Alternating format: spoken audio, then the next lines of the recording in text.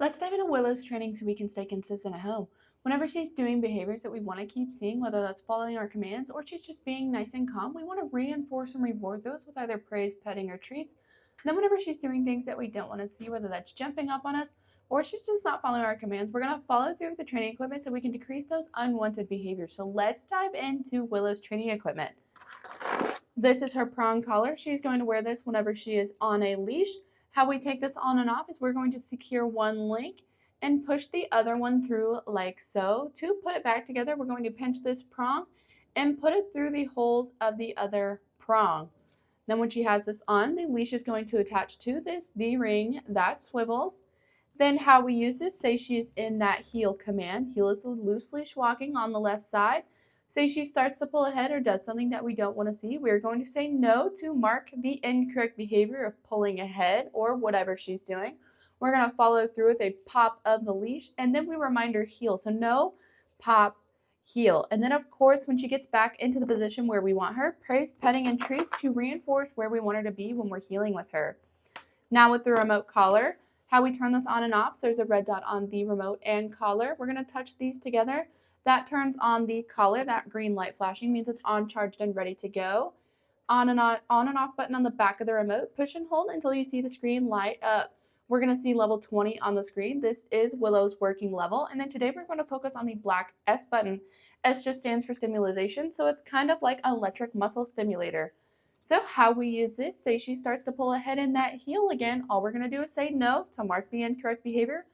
Follow through with the black S button. Heel, no, button, heel.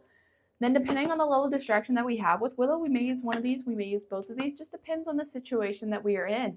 With the remote collar, it's going to be the first thing that we put on in the morning, and it's going to be the last thing that we take off of Willow at night, so that way we always have that form of communication throughout the day.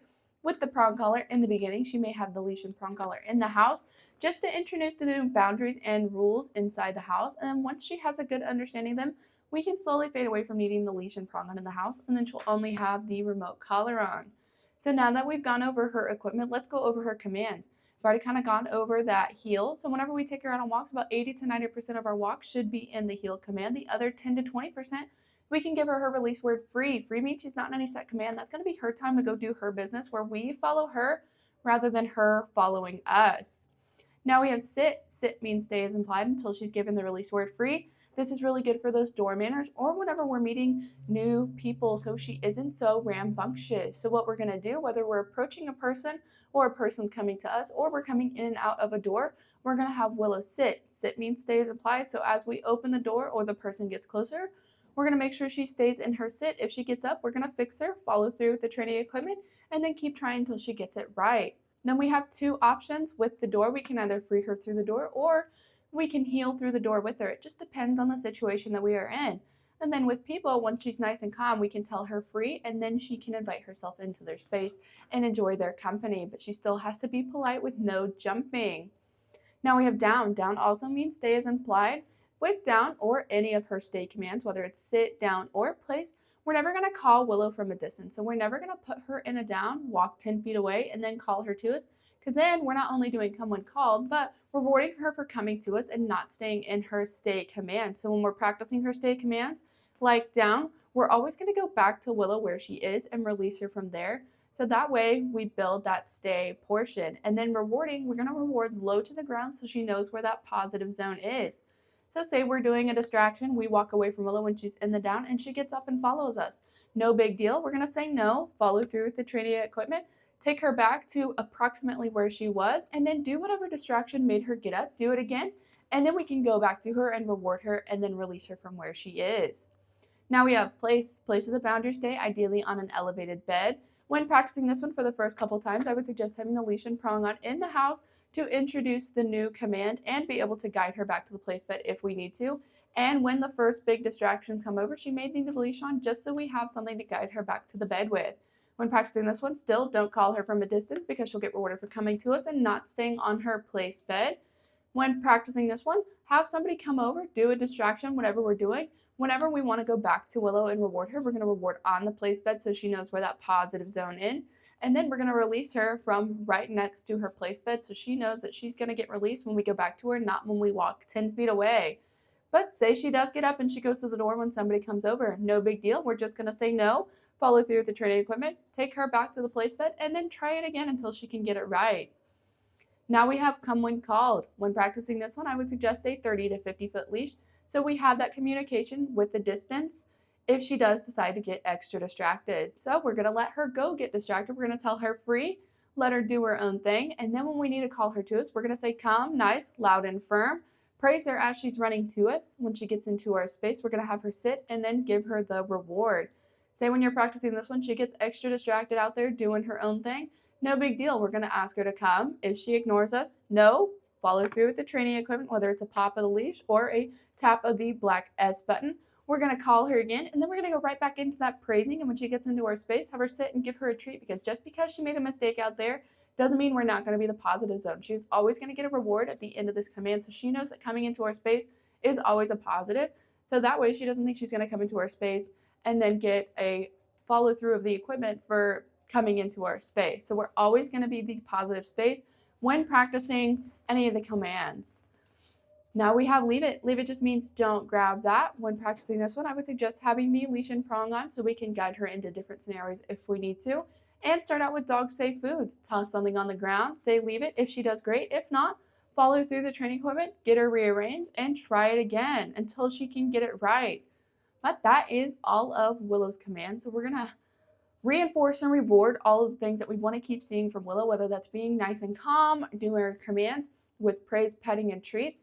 And then with things that we don't want to see, whether that's jumping up on us, she's being a little too wild with us, or she's not following our commands, we're going to follow through with the training equipment so we can decrease those unwanted behaviors. So we're going to have fun, stay consistent, and now we are going to watch Willow do her commands.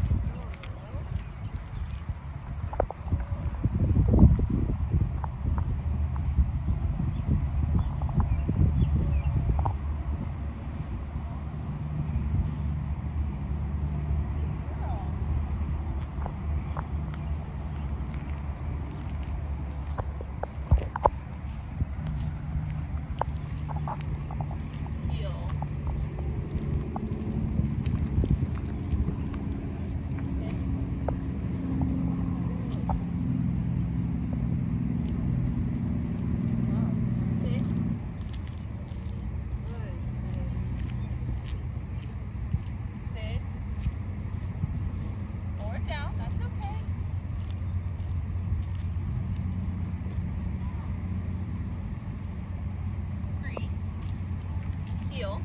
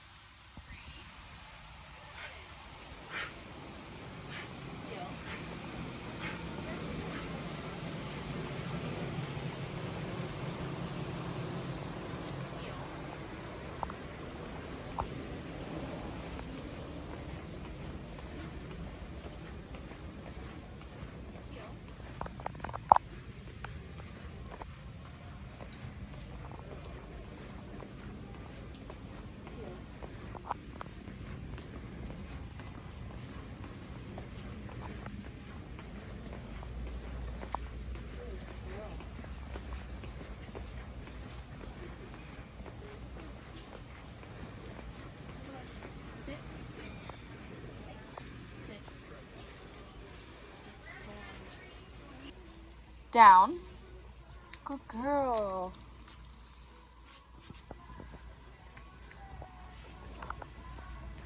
Down. Good girl. Down.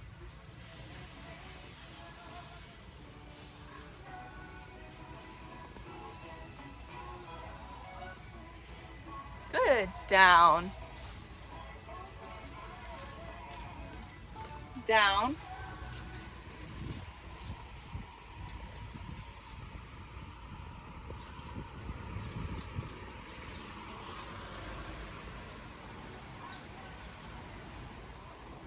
Good. Down.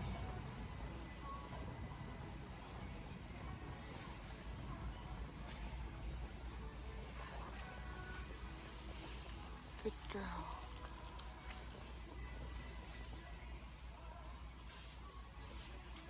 Free. Good girl, Willow.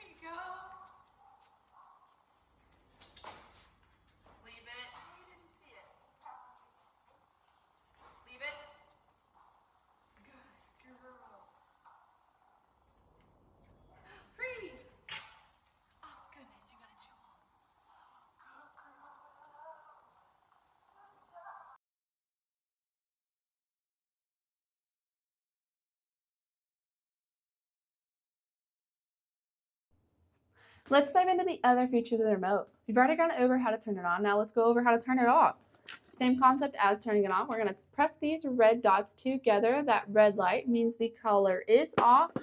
On and off button on the back of the remote. We're going to push and hold until the screen goes blank. Now I'm going to turn it on and we're going to go through the other buttons on the remote. So we've already gone over that black S button.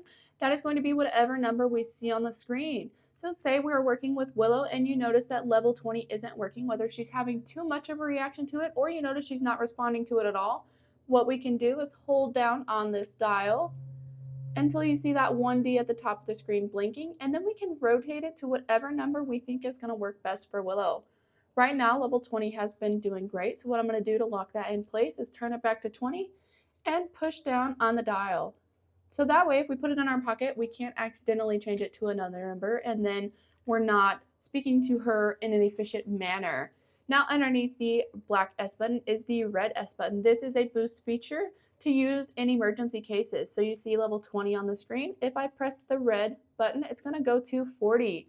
So this is an emergency feature that we can use if Willow is extra distracted, say she's running after a car or she's doing something dangerous. This is an instant way to grab her attention away from something that is causing her to get her adrenaline up, because level 20 reaches about here when nothing is going on, but when she's out there doing something dangerous, say chasing a car or an animal, she is up here. So we have an instant way to communicate with her when she's doing something dangerous. And then that is going to boost whatever numbers on the screen 20. So if it's 25, it's going to be 45 and therefore. Now on the other side of the remote, we have the vibrate feature, which is the T. So if we press this, it just vibrates the collar. I like to use this to make sure that the collar and remote are both on and ready to go. But you can use it in the future for a little bit of a reminder once she gets further into her training and you notice that she doesn't really need the stim, but she's kind of pushing the boundaries. It can be a little like a warning. Now on the back of the remote, we have the on and off button. With the on and off button, it also works as a flashlight feature. So rather than pressing and holding, if we just press it, it's going to be a flashing light. That second time's a solid flashlight, and then the third time it turns it off. It's really nice if you let Willow out at night, so that way you can see where she's going and where she's at. Now right next to the on and off button is the M/C button. This stands for momentary or continuous. At the beginning of Willow's training, we started out at continuous at a very low level to introduce the collar in a very positive way. And then whenever she gets further into her training, we moved over to momentary at a little bit of a higher level. So she should stay on momentary the rest of her training. Now both the collar and the remote are rechargeable. Charging port is right underneath the on and off button for the remote, and then right in between the prongs for the collar. If she wears it for about 12 to 14 hour days, it should stay charged for 2 days. So if you charge it every other day, you should be good. Then it comes with a dual charger, so that way you can charge them both at the same time and you know they are both charged and ready to go. And then if Willow's hair gets any longer and you notice that these short prongs that are on her collar aren't making good contact, what you can do is change them over to the longer prongs that come in the box. I don't think her hair will get too long, but if it does and you notice that those prongs are making good contact, you have the longer prongs just in case. Now at the bottom of the box, we have the manual. So if you wanted to go over it just to see the other features of the remote, like the tone feature turns into the vibrate feature turns into a tone feature if that's something that you want to use for Willow. But it does have those extra features if that's something that you want to get into with it. Now they are both waterproof, so if you get them wet, not too big of a deal. But if Willow's going to stay wet for an extended period of time, I recommend rotating the collar so that way it's not irritating and rubbing one part of her neck a little bit too much. And then it does have a 2-year warranty, so if you have any issues with it, you can contact the brand at the back of the box, and they should be able to get you something new, send you over something, or communicate what's going on with your remote and color. But that is all of the other features of the remote. We're going to have fun and stay consistent, and that's everything.